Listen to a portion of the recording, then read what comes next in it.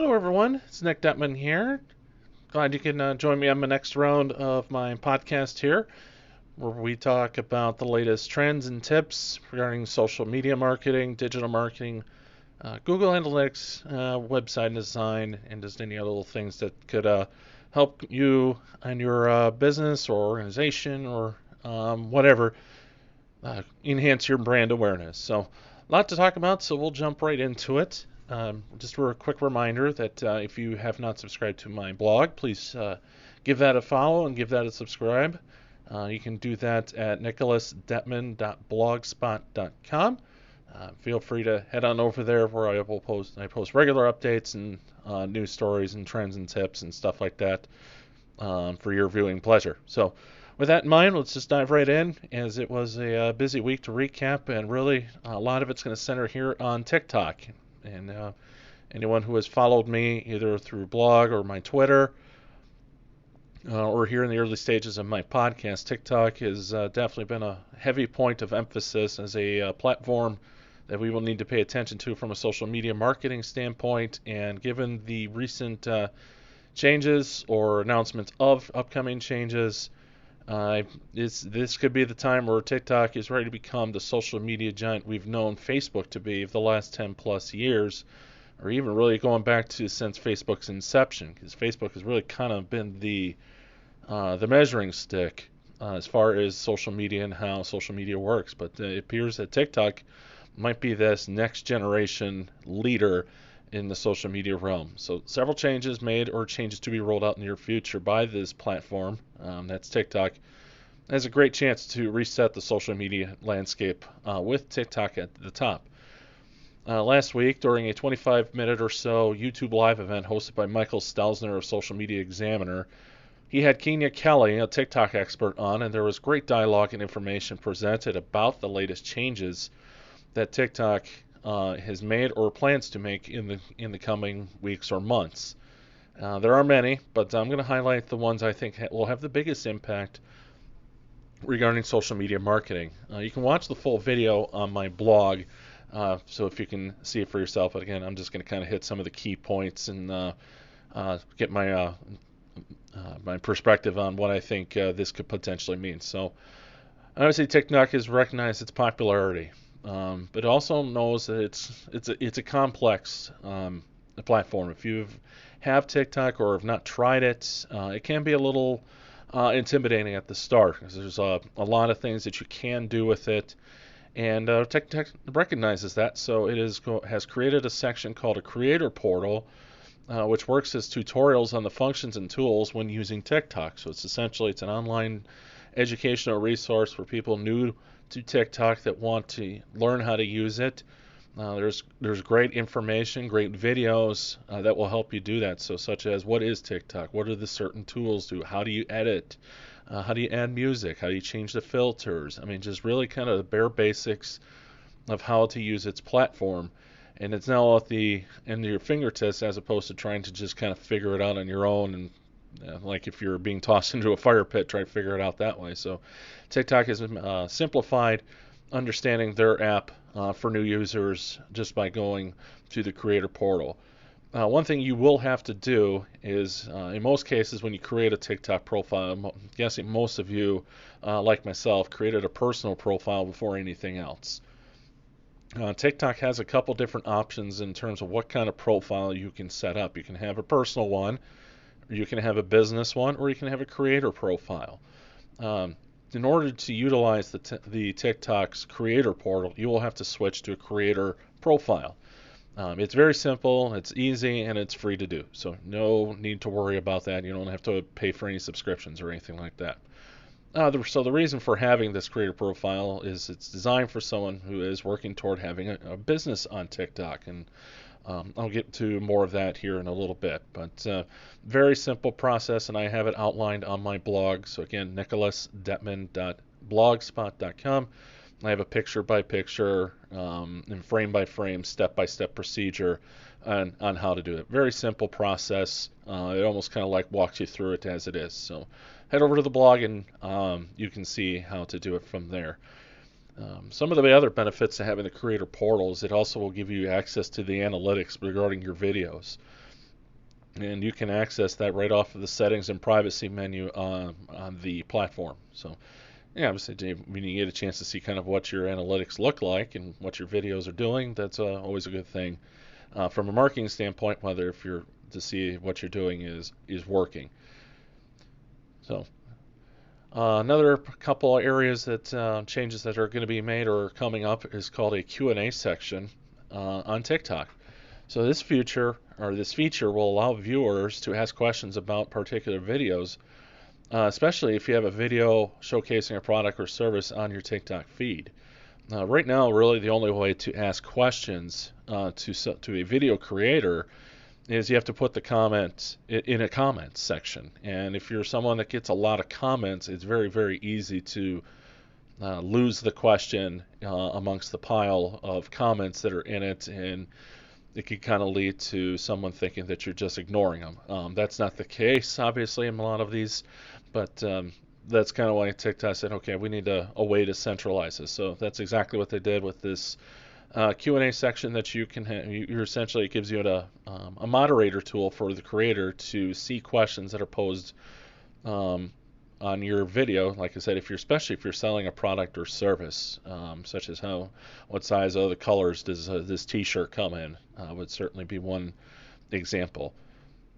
The questions themselves do not have to be in video, but the responses have to be, and the responses are done in a video. The questions are submitted and not others can see it. So that's kind of the way that works. There is a downside right now, as it appears the option is only available for those with 10,000 or more followers. So that's obviously a downside here in that respect. So e-payments, and this is where TikTok has a chance to change social media.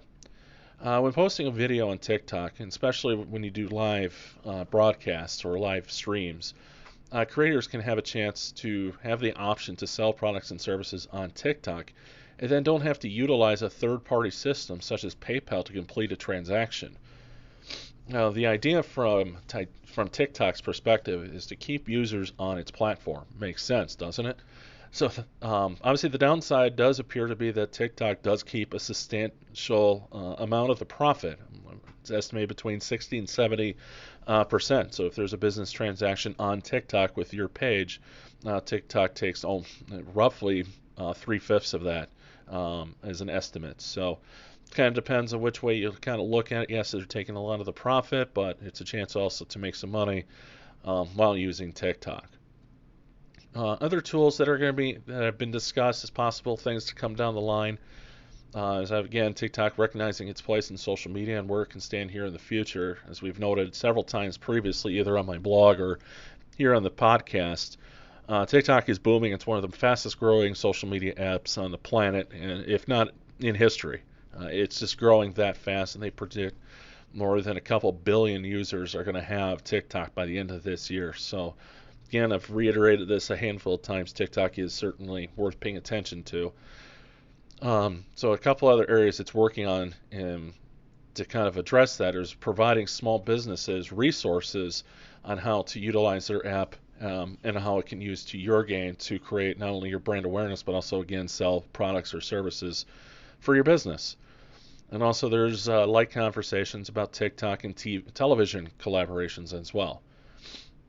What appears to be, going back to the small business resources, it'll function similarly to your Facebook ad manager right now, but will also provide templates for businesses who wish to advertise on TikTok. So as you imagine, a reason for this is to get more businesses and ad revenue onto the platform. So TikTok is, again, recognizing where it's placed in the social media universe, and what they're doing, what any other smart business would do, is they're now trying to see what kind of profit they can get off of it. So why consider TikTok? If it isn't part of your strategy, given these changes and these upcoming changes, it is now time to really kind of give it serious consideration. And according to OmniCoreAgency.com, there are several reasons for this.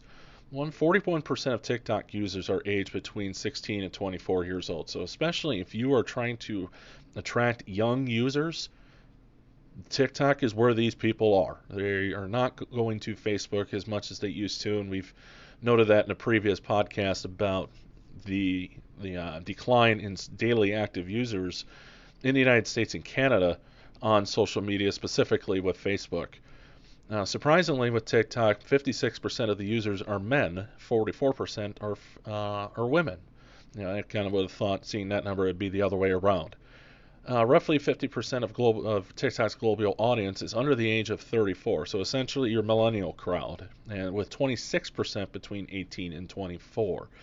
So while most of the people that are on TikTok are 16 to 24, it is now starting to trend toward the older aspect of people and older demographics as well. So, and that is going to continue to grow for sure. Chinese users account for 80% of the total time spent on TikTok in 2019. 43% of new TikTok users are from India. On average, TikTok users spend about 52 minutes or nearly a full hour per day on the app, so you got a lot of opportunities to reach people.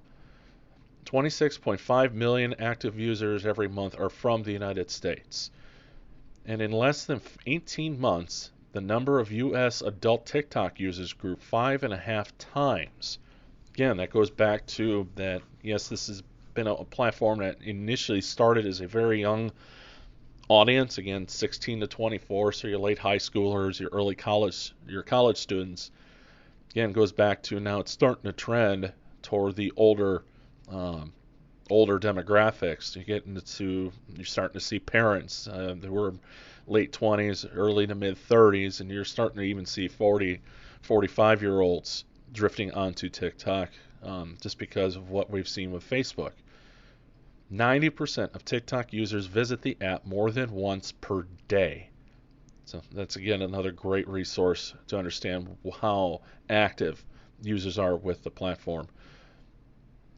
So in thinking about creating a business page on TikTok, it will give you a lot of options that you can work with, including putting your own website on it. So TikTok is definitely going to be a viable resource for social media marketers, especially if your demographics call for probably, I would say, 40 and younger at this point. I still foresee that those 40 and older won't be on it as much or as active as the younger crowd, but at the same time, we're starting to attract more of the younger crowd. So if that's kind of your forte and your audience, TikTok's going to be a great way to utilize your brand awareness and create that brand awareness and grow your business overall, especially in social media. And switching gears here, kind of again talking a lot about TikTok. There's also a few other areas that were key this coming up. Social Media Today posted a story about some ways that you can boost your LinkedIn presence. A couple of the advantages LinkedIn has is it's seen more as a very more professional setting. So you don't get the internet or social media trolls that you often see on Facebook and Twitter, where people just like to go around to different posts and just post mean things about things. From what they see, you don't typically see that on LinkedIn, or arguments about news stories or anything like that. That's really not what LinkedIn has, and it's not used for. It's also obviously a great recruiting tool for employees, prospective employees, but also can be a great business-to-business connector, especially from a nonprofit standpoint if you're looking for ways for donations to your nonprofit. So here are some tips that was laid out by Social Media Today about how to increase your LinkedIn presence in 2021. And a lot of them seems pretty self-explanatory, but it doesn't hurt to just kind of get that reminder. One is posting regularly, but not too much. The recommended is to not do more than 30 a month, so that comes out to maybe 2 to 3 times a week. So and that's kind of where Facebook is really kind of starting to lose people's just the depth of posts that are out there is really just kind of overwhelming people. LinkedIn, that's really not, it's kind of more expected to be a little more sporadic, and therefore the shelf life for posts are very much longer than what they are on Facebook. Avoid using lots of automation. I mean, you certainly want to automate posts when you can and schedule posts when you can't do it, but you certainly want to try and do them live just as they come in as well. This one's always a key one, and this really kind of applies for all platforms, but sharing video and visual content, very key in LinkedIn. Don't just share your own content. show that you are connected and that you appreciate and recognize others' work, and by all means share their content as well, because more likely in return they'll share yours. Because it's a common understanding on LinkedIn that you're trying to build networks and you're trying to build rapport with people, like people in your profession and your industry. So let's get on the same page and root for each other. That's a great thing to do on LinkedIn. Don't be salesy. Although you obviously want to market yourself and your business, you don't want to kind of sound like a salesperson with your LinkedIn posts, because it's kind of what we're seeing a lot in cases on Facebook.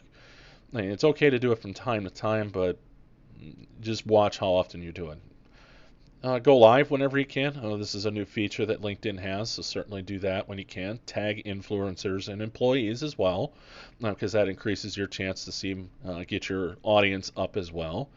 And create LinkedIn specific content, and that includes stuff that shows you as a business leader and also as someone that is looking to recruit for potential employees. Using hashtags. Hashtags certainly was grown in popularity and really kind of was set by Twitter, but now Instagram and even now LinkedIn is utilizing it as well.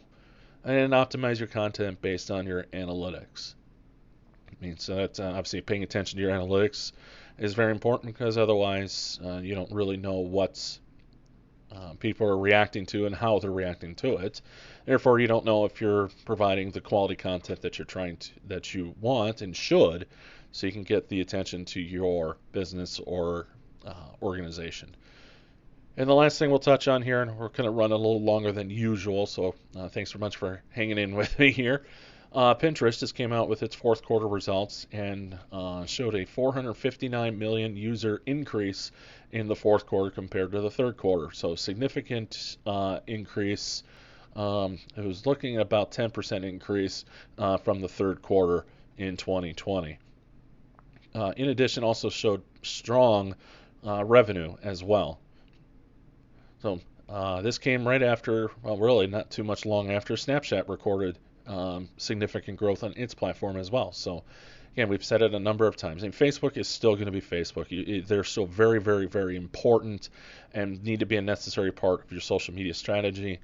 But again, and it's what I've routinely say, especially with my presentations, that there are others options out there. You're not just limited to Facebook or Twitter or Instagram. There are plenty of others out there that just gives you other avenues to create your brand awareness and get more people to your website or whatever you need them to do. So that's going to about wrap it up here today. So like I said, it ran a little longer than usual, but really, like I said, thought this was great content to share with you this past week, especially noting the TikTok changes and innovations that they're working towards. So again, thanks so much for listening to the podcast. If you do like the content, I would certainly love to hear from you.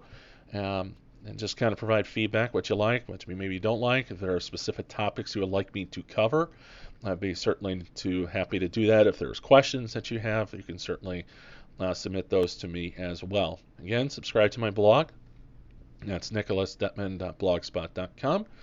And be sure to tell others about the blog and the podcast. Certainly would love to hear your feedback and what you think, and if there's some things that, again, like you would like me to cover. So until the next time it chats, be safe out there, and best of luck in your social media strategies. Thanks, and have a good